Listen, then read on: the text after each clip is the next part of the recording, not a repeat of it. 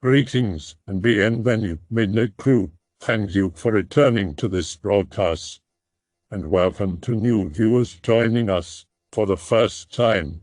If you like a video, then feel free to subscribe. Dad gets stationed overseas in Greece. Mother is left to take care of me and two brothers. I play every day in the backyard. Things normal and fun, but suddenly would stop.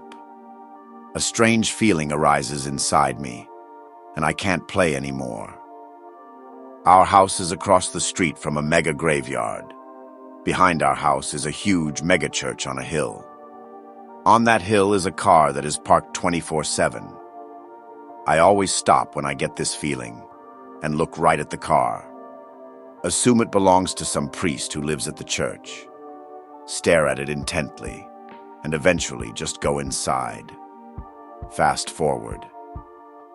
One day we come home from my school play. The back door is open. Mother's underwear is laid out all over the house. There was a man who came to my mother's work and fell in love with her. He would follow her around sometimes. We now realize he sometimes watches the house and even broke in. Maybe he's broken in other times and didn't move anything. It still took months of getting that strange feeling and looking at the car for us to realize that's where he was. Cops found him camped there a week before we moved. All those times walking to school and having to pass by that car. Sometimes feeling that feeling when we are walking through the woods on our way home from school. Realize he might have followed us to school. Might have been planning to take one of us. We moved away, and the feelings went away. Life went on as normal, and I am now a happy adult living on my own. But sometimes, that feeling still returns. I have a vague memory from my childhood that stuck with me.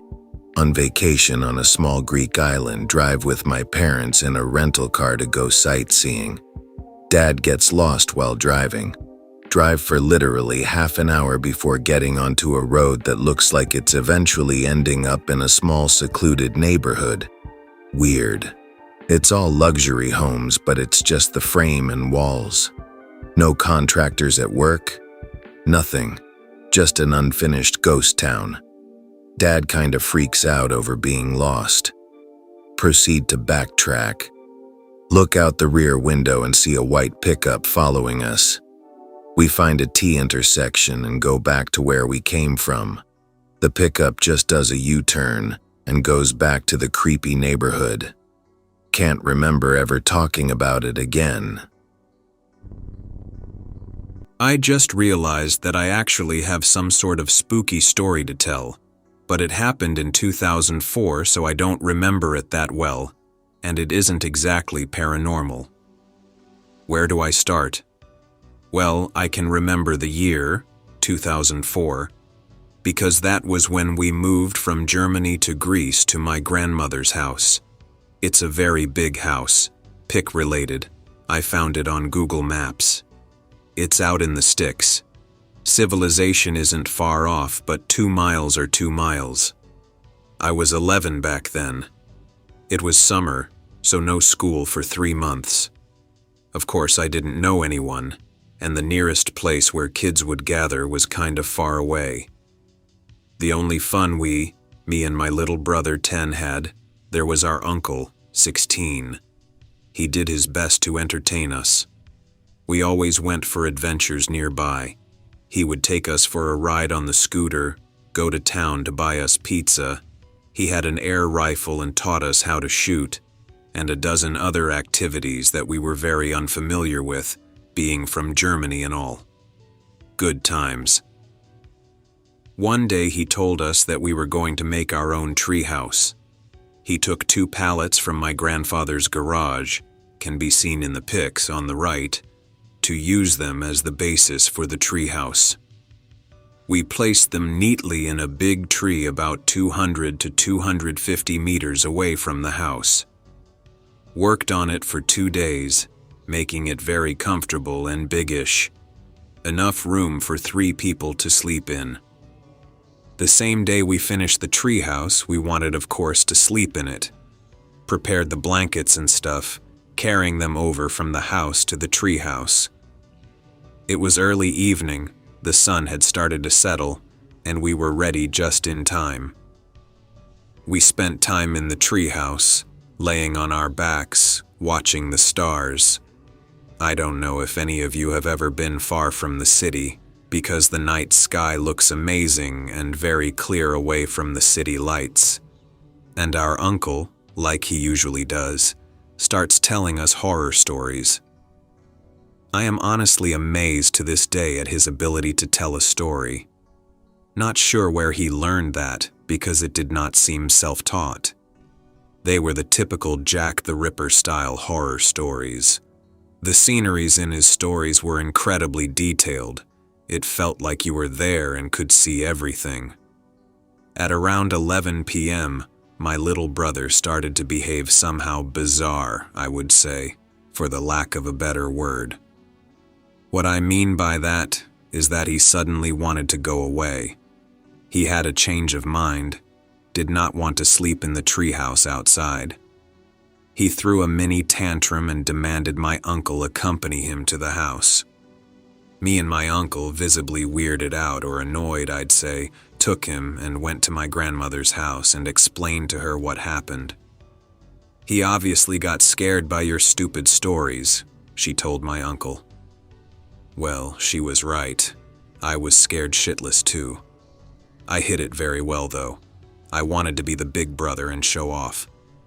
We went back, climbed up. I forgot to mention that the treehouse wasn't tall at all. 2 meters, maybe 2.20 meters. That's about 7 feet. We talked for a bit and then went to sleep. I woke up for unknown reasons, like 3 to 4 hours later. Stood up and looked around me. You could honestly see quite clearly for a quarter mile in every direction. It wasn't a full moon, around 5/6 of the moon was showing, which was still more than enough to illuminate the cornfields around us. Kinda like pick-related. I took a look at my uncle, and he was also awake for some reason. I was not surprised by this. He also did not know why he woke up in the middle of the night. We didn't talk at all after for a solid 10 minutes, both wide awake, just staring at the sky. And then, not out of nowhere, we somehow expected it to happen. We heard something like a donkey howl. It wasn't exactly the typical donkey noises, but a lot deeper, and what seemed to be exhale and inhale sounds mixed with the howl. Now, the strangest part for me was that my grandmother's dogs weren't barking. The house was, like I said before, 200 meters or so away. But it was an open field, out in the sticks, at 3 a.m. You could take a piss and people would hear it from a mile away. Said dogs were very hostile towards strangers, so like I said, it was very strange for them not to be barking like crazy. Odd as it might seem, I wasn't scared. Maybe because my uncle was with me. I thought this was normal and it's someone's local donkey or whatever, or it was simply a prank by him. That's when I realized that my uncle did not move an inch and stopped breathing. He was scared. No, he seemed terrified. At that point, it felt like I didn't have any blood left in me. That's how cold I felt. He stood up. We looked around in the well-lit night to find what was making the noise. It was 40, maybe 50 meters away, tops. Despite that, we could not see anything, only hear the slowly getting closer and louder noises this thing was making. "Let's get the fuck out of here," my uncle said. "Are you crazy, you fucking asshole? I am not going down there. Trust me, this donkey can kick this tree and break it with ease," he told me. I didn't reply. Remember that the treehouse was not tall. It wasn't safe by any means. He looked at me and waited for an action. Everything was silent for what seemed to be a solid minute. And there it was again. crushing the silence that I wished it would last forever. That noise, that hollow donkey-like growling, and with it, bush noises. We didn't even look at each other. We simply knew that we had to get out. I remember everything after that part in tunnel vision. We left everything there and run. Sprinted like someone had thrown gasoline into our assholes and lit it up. We did not see anything. Not a shape. Nothing. I wish we did. I could lie to you about it and tell you that I saw a creature, something. But I didn't. The cliché. We never talked about it ever again. Sadly also applies. I will have to honestly ask him what this was all about. I feel like he knew what it was. It would explain his reaction.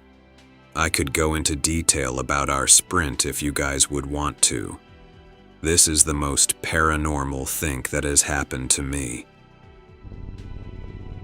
This story is from my strict, no-nonsense grandfather, told over and over to anyone who would listen and swore to its truth, even as his mental state and memory deteriorated later in his life. Be my late grandfather, late 1950s, born and raised in remote, very religious Greece, mountainous and secluded area. Walking back to his own village once late at night, hears something trotting behind him. It's a little dog, almost puppy-sized. Grandfather thinks it's strange. Hadn't encountered any dogs of that kind, especially alone in such a remote area. Doesn't think much of it.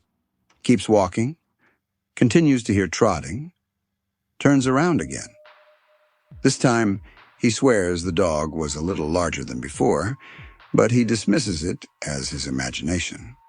He is slightly spooked, but the dog still seems harmless, if not a little strange in following him.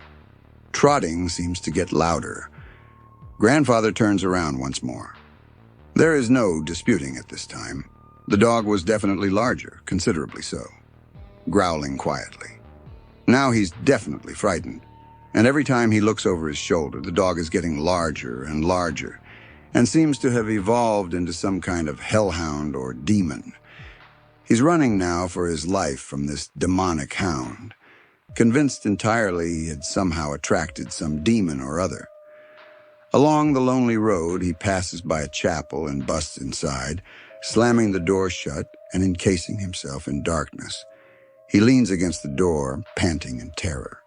As he does so, he swears to this day he heard a cold voice on the other side of the door that chills him to this day. "You're lucky. You were protected tonight." Grandfather believes the demon was referring to the piece of an Orthodox saint's fabric that he died in, I think. Otherwise, something similar blessed. He kept on him for protection. The saint had a connection to my grandfather's region. Other relatives from the same or neighboring villages experienced similar demons, if anyone's curious. Be my late great-uncle, 1960s. About to cross a narrow bridge late at night on his return home, hears horses neighing, presumably either a horse-drawn carriage or a convoy of horseback riders. Horses must be going pretty fast. Sound of horses galloping getting louder and louder. Realizes he should probably let them pass the bridge first to avoid being trampled in the dark, so he jumps to the side. Great-uncle watches, stunned as nothing seems to pass him by, but he witnesses all the dust and dirt kicked up into the air and can still hear the neighing and galloping as they pass him. He wonders to the day he died what or who they were. Be relative on my mom's side, be walking home once again, late. Encounters a pack of large wild dogs, is chased and attacked by them. Dogs are ripping and tearing into his clothing, scratching, wounding, tearing, and biting.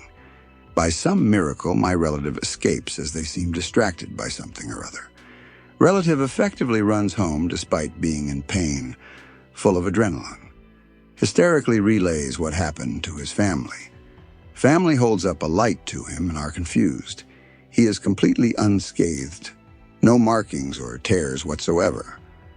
My grandfather thought the village may have needed an exorcism or something. Not sure what made rural, pious Greece a hotbed for demonic activity. Be me. Be on vacation in Greece with cousins, staying at the house my grandfather grew up in. One night I go to bed early because I was bored. It's pitch black.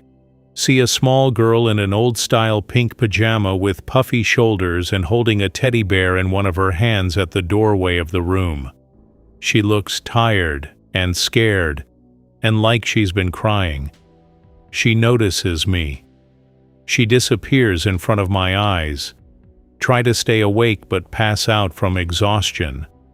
Since I was the only one in the room, I passed it off as my imagination. For the rest of the week, it felt like a darkness loomed over the house.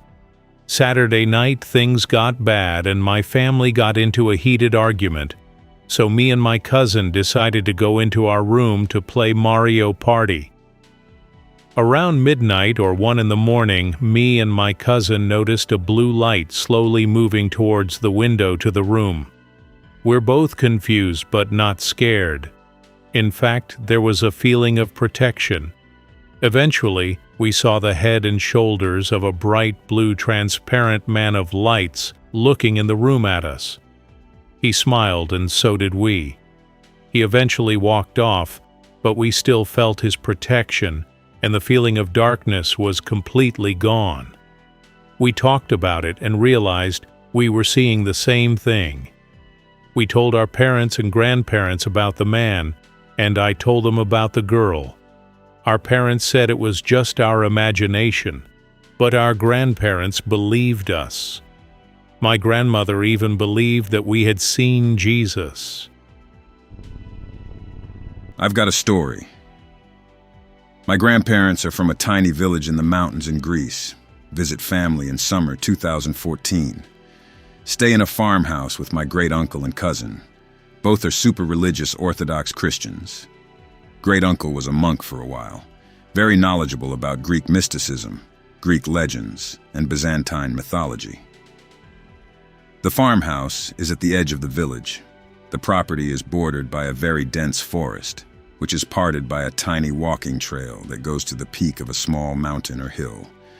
First night, my great-uncle, I'll call him John from now on, tells me to never go along that trail alone, but if I have to take a gun and a dog. Every week, John will leave food out at the entrance to the trail, if you can even call it that.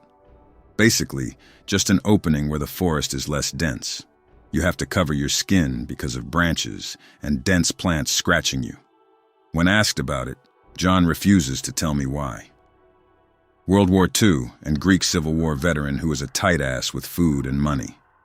When he fought in Albania, he went days without food while under constant harassment from Italian soldiers. Makes no sense why he would waste good food. The food is very carefully prepared and is always weird. Specific meals we normally would have on religious holidays. My cousin, who lives with us, has to go into the city for a few days to stay with his girlfriend and leaves me and my great-uncle alone. No phone, no mains electricity, and no contact with the outside world. Nice warm summer. Go to this little beach only accessible by walking a few miles down a path from the back of our farm. Get along with my great-uncle, but slowly grow more weirded out by the food offerings, which goes against everything my great-uncle would do. As I said, he is a penny pincher when it comes to conserving money and food. One day I get fed up and take some of the food and feed it to our dogs. Great-uncle finds out and flips his shit. Do you know what you have fucking done? Ask him why we can't put more food out. It doesn't work like that. He gives me his shotgun and tells me to keep it with me at all times. He keeps a large hunting knife on him. The sun sets. I see my great-uncle looking visibly worried for the first time.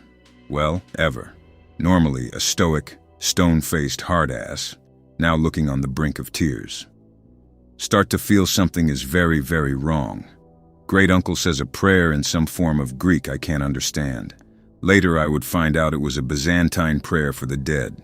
Great uncle locks every door, shuts every window, and tells me to sleep in his room. We take turns staying up and keeping watch. Once again, I ask him what is happening, and he clams up and tells me to ask him later. On edge, because it's dead silent outside. Greek summer means the sky is clear, and we hear nothing except the occasional breeze. Silence is terrifying. We both end up dozing off. Great uncle wakes me up panicked. It is around 1 in the morning. The front door is open. A bunch of shit has been overturned and some is missing. Dogs are going apeshit, and our chickens are missing. Great uncle grabs a torch and blade, passes me the gun. Says, unless we show this thing we mean business, it will continue to fuck with us and could hurt our dogs, or God forbid us. Still don't know what these things are. Tells me to follow him. My stomach sinks to my feet when I see him heading towards the forbidden trail. The only thing that indicates it's a trail is the foliage is slightly less dense, and there is a chiro, religious symbol, cut into a tree to the right of the opening. The trail immediately picks up, and we are hiking at an insane gradient. Small animals and insects moving through the bushes, keeping our nerves at DEFCON 1 the entire time. 2 hours of hiking later, and we are at a tiny clearing about 2 people wide. Isn't even a clearing as the trees still obscure the sky. The dirt is freshly moved. When we disturb the soil, it reveals an extremely dirty but clearly mutilated chicken corpse. At this point, my great uncle is hysterical and is sweating buckets. I am keeping a thin pretense of composure, but my mind is racing and I can barely think. We are at least 2.5 hours away from the nearest other person, and probably 4 or 5 hours away from the nearest phone. The nearest doctor is days away. Against all my instincts, I start shouting a mix of Greek swear words and taunts at the top of my lungs before firing a shot into the air. My great uncle looks shocked and then glares at me with a mix of pride and anger. Suddenly, we hear something moving very far away. It is at least 50 meters away, but the sudden silence after my chimp out made any noise seem very loud. It's growing closer, stops around 10 meters away. The noise begins moving away again. Once we can't hear it anymore, my great uncle moves to the general area we heard it. Another fucking dead chicken. My great uncle turns deathly pale. He turns his head and says, if it is still leaving out warnings, he is really pissed off at us. I ask him what he means by it. I'll tell you later. Suddenly, we hear bushes rustling about 2 meters to our left. Without warning, my great uncle drops onto his belly and yanks me down with him. It is here I get my only glimpse of this thing. I am looking up in the direction of the sound as it grows more distant, and in a gap in some leaves, I see the edge of a bone-white face and some black, straw-like hair for around half a second before it is obscured again by the rustling leaves. The head is around 8 feet off the ground near the top of a small tree for this forest. At this point, I am questioning my reality and am convinced this is a dream. My great uncle doesn't say anything, but I can tell he saw as well. He silently gestures to get up. We turn around and spend the next 3 hours heading back. Despite being downhill, we come down much slower and much more cautious. Honestly, the longest 3 hours of my life felt like a day. When we get home, the sun is rising and our dogs are cowering in their housing. The back door to our house is now open. It was closed when we left.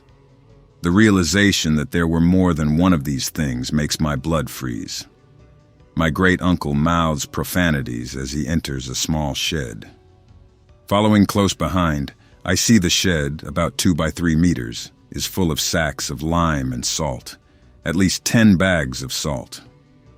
My great uncle hands me a bag of lime and tells me to start spreading it around entrances.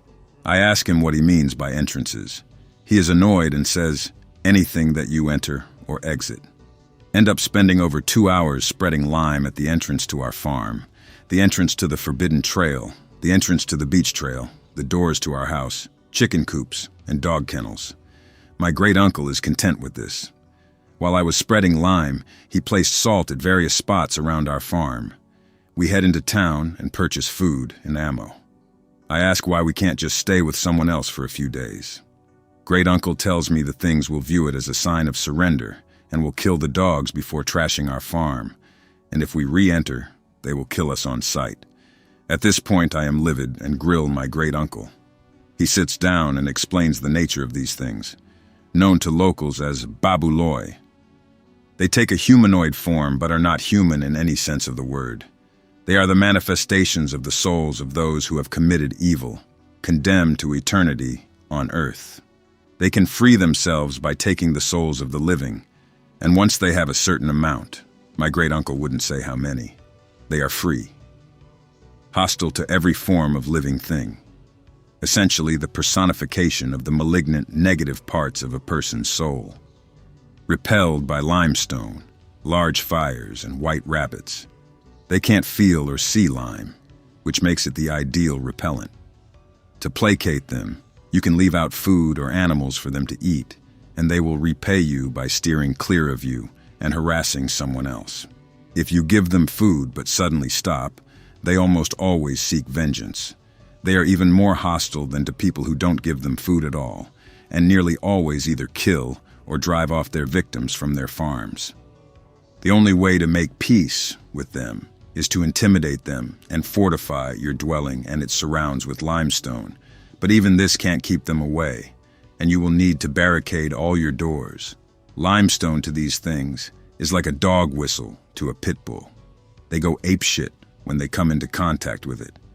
If you don't fortify your dwelling, but cast out limestone, you are a goner. If you somehow survive the night, they will track you down and kill you. Legend has it, one man moved from a village in Laconia to Epirus, near the Macedonian border, the Greek equivalent of moving from Southern California to Maine, and died during his first week at his new farm. Back to what happened. We stock up on high-energy foods, Greek coffee, and blockade every door and window with the limestone and salt bags we didn't use on our farm perimeter. As the sun sets, we start sculling coffee to prepare for the craziest all-nighter of our lives. Literally, as soon as the sun sets, we hear the farm gate slamming and footsteps approaching our first line of limestone. As it hits the limestone, we hear an inhuman sound that I can only describe as a mix between a chalkboard being scratched, but low and dull, and a shitty wooden floorboard creaking. No coffee can wake you up as good as what we just heard. Cock the shotgun. Another set of footsteps is coming from the fence. The first thing hits the second line of lime, and this time it screams in genuine pain. We hear it slowly walk forward a few more steps before turning around. By this point, our dogs are going apeshit. The second being is approaching as the first moves back into the woods. This fucker is way bigger by the sound of his footsteps. I nearly shit my pants as this thing hits the line of lime and lets out the most inhuman sound I have ever experienced. The sound is so unnerving, it makes the first thing sound like a lullaby by comparison. I cover my ears as it approaches the second line, wait for what feels like a year, hear nothing. My great uncle cracks a giant grin. We win. We still take turns as sentry, but we are much more relaxed. At least for grown men who have just dealt with literal fucking demons. As soon as the sun rises, we take the sacks down from doors and windows, and we give our terrified dogs some food before leaving food at the entrance to the forest. Spend a day unwinding at the beach and try to forget about my experience. The next night is uneventful, and the following morning the bowl of food, mostly tomatoes and capsicum and olive oil, is missing. Despite this being the most normal thing to happen in the past few days, I decide to cut my stay short and spend the rest of my trip in a nearby town, in a shitty motel with broken air conditioning and spiders in every crevice. As I say my goodbyes and prepare to drive out, I notice one thing which chills my blood to this day. The lines of limestone we left last night have no footprints or anything else that indicates something walked through it. I have a paranormal story for you guys. Nothing scary, but it's just my personal experience. This story is mainly about my grandmother. A bit of backstory. Born in the late 1920s, in northern Greece, in a Vlach village. One of 7 sisters. Her village was occupied by the Germans during World War II, but basically destroyed during the Civil War by the Communists. She saw horrific things, like dead Greek soldiers in the road with their privates cut off and put in their mouths. She was a school teacher and would have to walk daily. On her way there, she would see people begging for food, and on the way back, she would see them dead. Side note, she could speak a lot of languages: Greek, Albanian, Vlach, Romanian, I think a bit of German and Polish too. Just basic backstory about what she went through and how tough of a person she was. Just basic backstory about what she went through and how tough of a person she was. By the time I was a kid, she was very old, in her late 80s. Health slowly deteriorating. I would listen to her stories she would tell, but in full honesty, I don't fully remember them because I was young. When I was in about 6th grade, she fell and broke her hip, and that was it. After that, she was completely bedridden.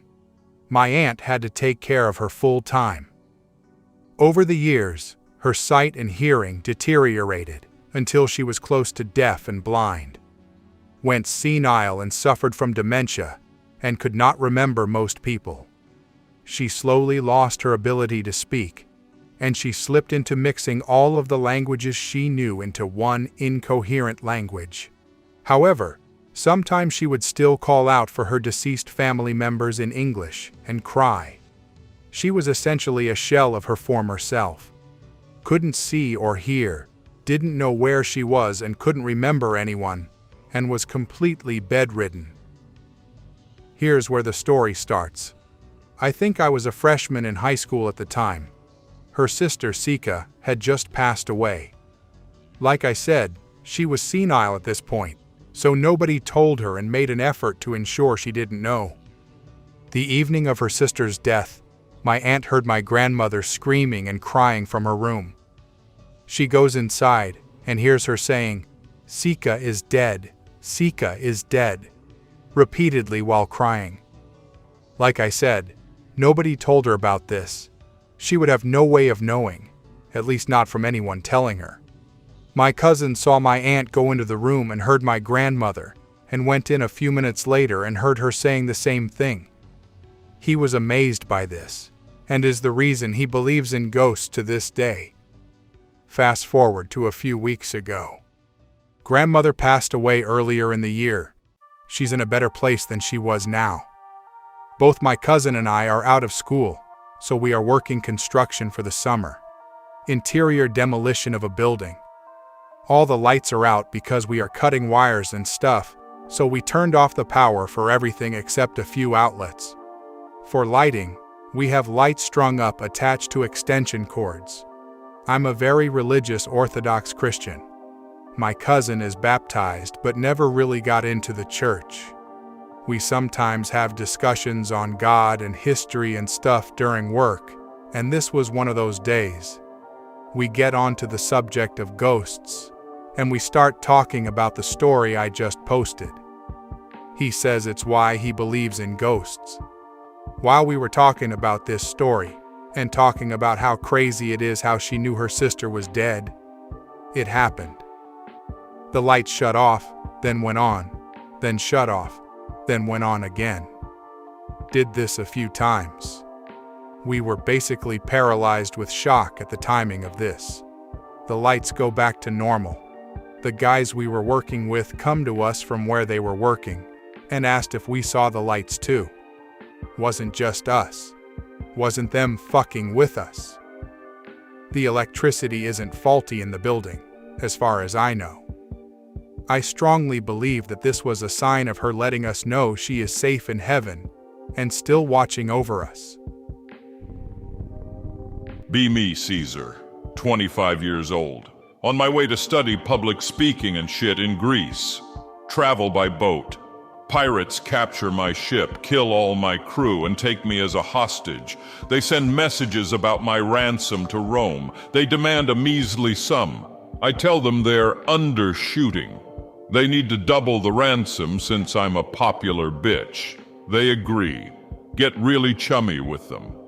I managed to convince them to let me sleep in the captain's cabin, but the pirates make a shitload of noise at night. I constantly have to shoosh them, joke about hanging them when I'm free. Family and friends in Rome pay my ransom. They set me free. I immediately amass a small army and go hunting for them, find them, and execute them as I promised. But I was kind enough to slit their throats before hanging them. I hope that you enjoyed tonight's broadcast.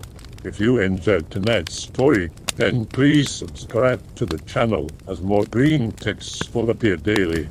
A new broadcast will appear when the clock strikes midnight Central Time.